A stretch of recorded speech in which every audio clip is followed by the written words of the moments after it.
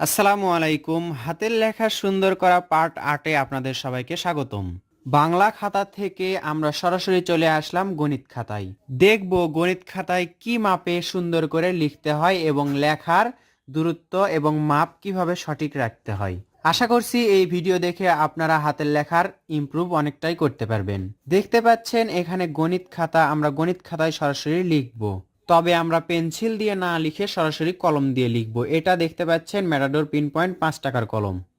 লেখা সোজা এবং সুন্দর করার সহজ একটা কৌশল দেখাচ্ছি, আশা করছি আপনারা অনুশীলন করবেন এবং এতে ভালো ফল পাবেন। প্রথমে যেখান থেকে লিখবেন সেখানে একটা সোজা দাগ দিবেন। কিভাবে? প্লাস্টিকের স্কেল দিয়ে, পেন্সিল দিয়ে, হালকা পেন্সিল দিয়ে এভাবে একটি দাগ আঁকবেন।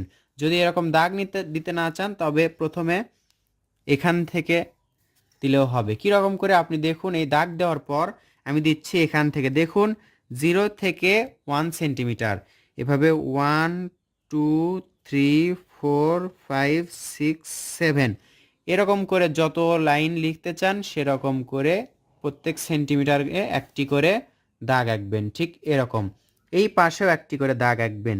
দেখুন 0 সেন্টিমিটারে নিলাম, এরপর 1 1 2 3 4 5 6 7 আপনি চাইলে 16 লাইন লিখতে পারেন।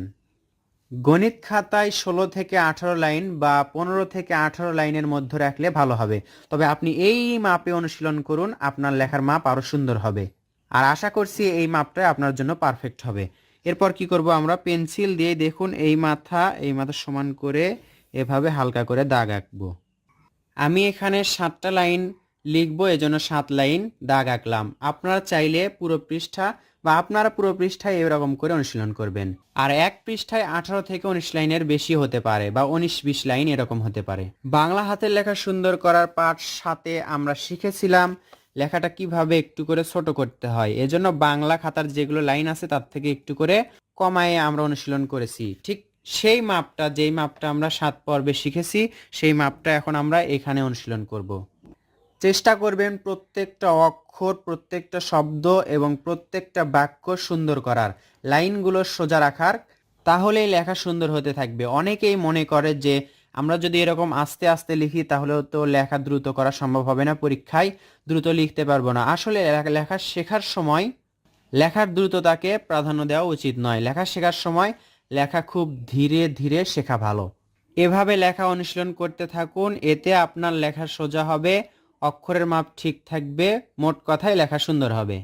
আমি এখানে খুব দ্রুত দেখাচ্ছি, আপনারা দ্রুত অনুশীলন করবেন না, ভিডিওটি ছোট করার জন্য দ্রুত দেখানো হচ্ছে। যারা এই ভিডিওটি নতুন দেখছেন তারা অবশ্যই পার্ট 1 থেকে দেখা শুরু করবেন। আর পরবর্তী পর্বে দেখানো হবে কিভাবে লেখা সুন্দর রেখে, সোজা রেখে দ্রুত করতে হয়। লেখা বিষয়ক বিভিন্ন ধরনের টিপস অ্যান্ড ট্রিক্স পেতে এই ভিডিওর ডেসক্রিপশন বক্সটি ফলো করবেন। তো বন্ধুরা, এভাবে লেখা অনুশীলন করলে হাতের লেখাগুলো সোজা থাকবে। এরপর আমরা কি করব, রাবার দিয়ে এগুলো দাগ মিশে দিব। এই মাপে, এই পদ্ধতিতে বেশ কিছুদিন লিখতে থাকুন, দেখবেন আপনার লেখার অনেকটা ইমপ্রুভ হবে। লেখার একেবারে সঠিক মাপটা আপনি এই লেখার মধ্যেই খুঁজে পাবেন।